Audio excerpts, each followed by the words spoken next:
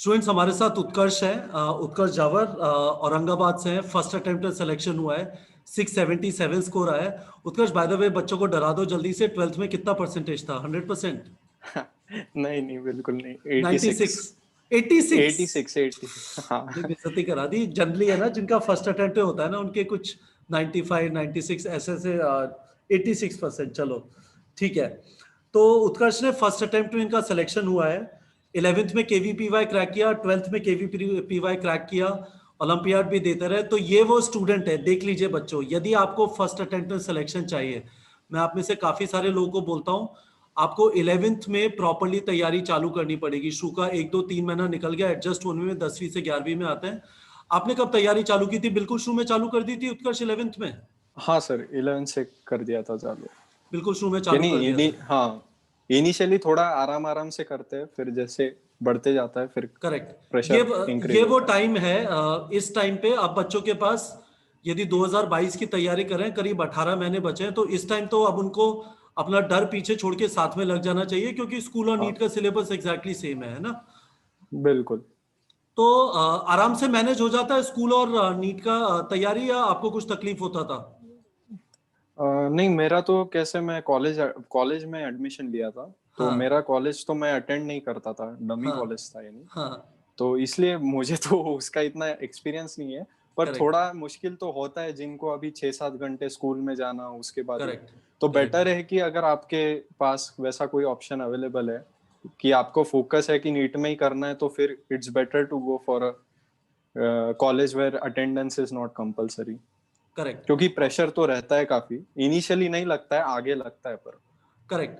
पर कॉलेज का भी प्रेशर है अभी तो, क्योंकि ऑनलाइन क्लासेस चल रही हैं और काफी टाइम स्कूल्स ऑनलाइन ही चलेंगे। अभी तो खुलने का कोई सीन लग नहीं रहा हाँ, आपके। तो अभी तो वो हाँ काफी अच्छा एडवांटेज है जिन्होंने कॉलेज में भी लिया है, क्योंकि करेक्ट अटेंड करना नहीं कॉलेज तो। करेक्ट। तो अच्छी तरह ऑनलाइन कोर्स घर पे लेके तैयारी कर सकते हैं। तो मुझे एक चीज बिल्कुल। बताइए, आपने लॉकडाउन के बाद हाई टेस्ट सीरीज ज्वाइन किया, तो प्राइज मनी भी मिला टेस्ट वगैरह में। तो ये बताइए, ऑनलाइन मीडियम से आपने पढ़ाई किया, तो इसके अंदर आपको लगता है बच्चे सिर्फ ऑनलाइन से तैयारी कर सकते हैं? आपको लगता है नहीं, क्लासरूम वगैरह जाना जरूरी है? नहीं, बिल्कुल कर सकते हैं, कोई प्रॉब्लम नहीं उसमें। अभी तो काफी रिसोर्सेस है, और प्रेजेंटली जो पैंडेमिक हम फेस कर रहे हैं उसमें तो मुझे लगता है ऑनलाइन से बढ़िया कुछ नहीं है। क्योंकि अभी पता नहीं कब ऑफलाइन चालू होगा और कैसा रहेगा। तो ऑनलाइन काफी रिसोर्सेस है, काफी बड़े चैनल्स है, यूट्यूब पे भी काफी मटेरियल है। हाँ तो बिल्कुल हो सकता है, बस खुद के अंदर कॉन्फिडेंस और मेहनत करने का करेक्ट। चाहिए, बस अंदर पैशन चाहिए। तो एक चीज बताइए, आपने एम्स जोधपुर सेलेक्ट किया है, और आपको जीएस सेट भी मिल सकता था, जो महाराष्ट्र में काफी हाँ सारे बच्चों का ड्रीम होता है, जिसका all over India GS set और ग्रांट का बहुत रेपुटेशन है। आपने दोनों को सेलेक्ट नहीं किया, एम्स जोधपुर जा रहे हैं। रीजन बताइए बच्चों को, ऐसा क्यों कर रहे हैं? सर, पहला तो बड़ा रीजन कि एम्स का टैग चाहिए था, और अच्छा। दूसरा यानी कि मुझे ऐसा चाहिए था कि इंफ्रास्ट्रक्चर अच्छा चाहिए। हाँ बाकी काफी सारी चीजें अच्छी चाहिए, एकेडमिक्स तो सारा अच्छा ही है। और हाँ। ये भी एम्स काफी डेवलप हो गया, इनका नाम अच्छा है। और एम्स का ओवरऑल जो एक्सपोजर आपको मिलता है वो थोड़ा अलग ही रहता है वहाँ पे, यानी पढ़ाई के साथ साथ काफी चीजें होती है। क्योंकि स्टेट कॉलेजेस में आपको वो इंफ्रास्ट्रक्चर नहीं मिलेगा। समझ गया। मुझे एक और चीज बताइए, क्या क्या एक रीजन इसका ये भी है कि आप महाराष्ट्र से बाहर निकलना चाहते थे? हाँ, वो भी एक रीजन समझ लीजिए। घर से दूर जाना, नहीं तो रोज घर वाले पहुंच जाएंगे मुंबई। हाँ। हाँ ठीक है। अब एक चीज और बताइए, आ, एक दो ट्रिक्स बताइए बच्चों को। मतलब क्या होता है तैयारी में, उतार चढ़ाव होता है, आप जैसे बोल रहे थे ना, ईसीजी की तरह मूव करता है। तो हाँ जब चीजें नीचे जाती हैं, जब डिमोटिवेशन होता है, लगता है नई चीजें खिसक पा रही, चीजें बहुत मुश्किल हो रही हैं, क्या आप करते थे? एक दो चीजें बताइए जो आप रेगुलरली करते थे, जिससे है ना अपने अपना मोटिवेशन वापस बिल्डअप होता था। जो ऐसे कभी हो गया तो पहली बात तो ये है कि जो आपका स्ट्रॉन्ग टॉपिक है वो उठा लीजिए, कोई पुराना टेस्ट पेपर ले सुपर। लिए मजा आ और गया बस। देख लो, वो फिर से सॉल्व कर लो। देखो यार, आ रहा है आ रहा है तो है, कुछ तो आता है। तो बस उससे बिल्ड होता है कॉन्फिडेंस। और बाकी ये अप डाउन तो हर एक के इसमें रहता है, क्योंकि ये जर्नी बड़ा लॉन्ग है। ऐसा नहीं है कि आज बैठ गए 1 2 महीने बाद एग्जाम है, करेक्ट 2 साल है।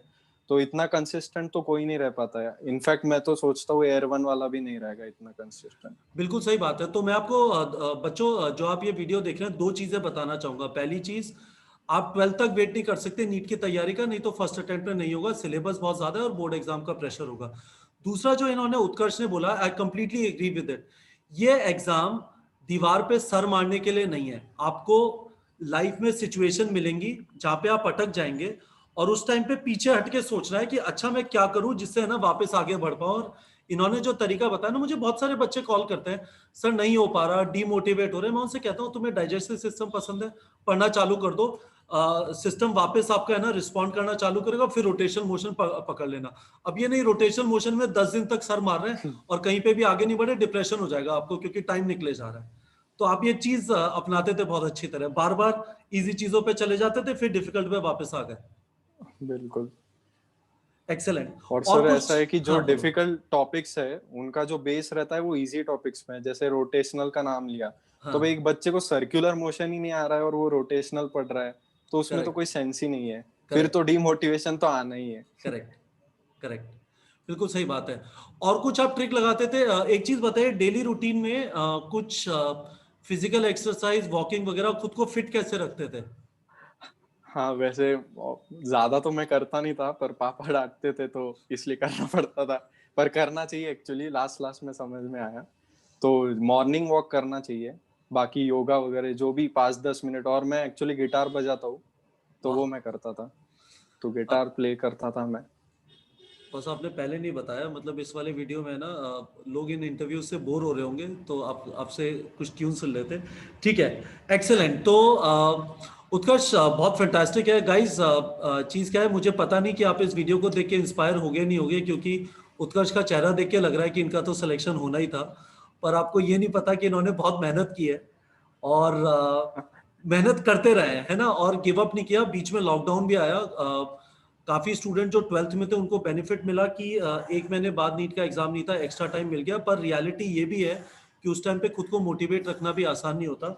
उत्कर्ष एम्स जोधपुर जा रहे हैं, और जो ये मैसेज है आपको, यदि आप 11th में हैं, अभी से तैयारी चालू करिए, 12th का वेट मत करिए, नहीं तो लेट हो जाएगा और फर्स्ट अटेम्प्ट में सिलेक्शन नहीं होगा। उत्कर्ष, आप कुछ फाइनल चीज बोलना चाहेंगे स्टूडेंट से? कुछ नहीं, बस कि यही है कि आप कंसिस्टेंट रहिए। और ऐसा नहीं है कि ज्यादा डिफिकल्ट है, कंसिस्टेंट रहोगे तो बिल्कुल होगा, कोई डाउट नहीं उसमें। और जो कंसेप्ट्स को आपको ठीक करना है, ऐसे नहीं बस क्वेश्चंस प्रैक्टिस कर रहे हो, थोड़े बहुत क्वेश्चंस कम लगा लो पर कंसेप्ट्स पूरा कवर करना।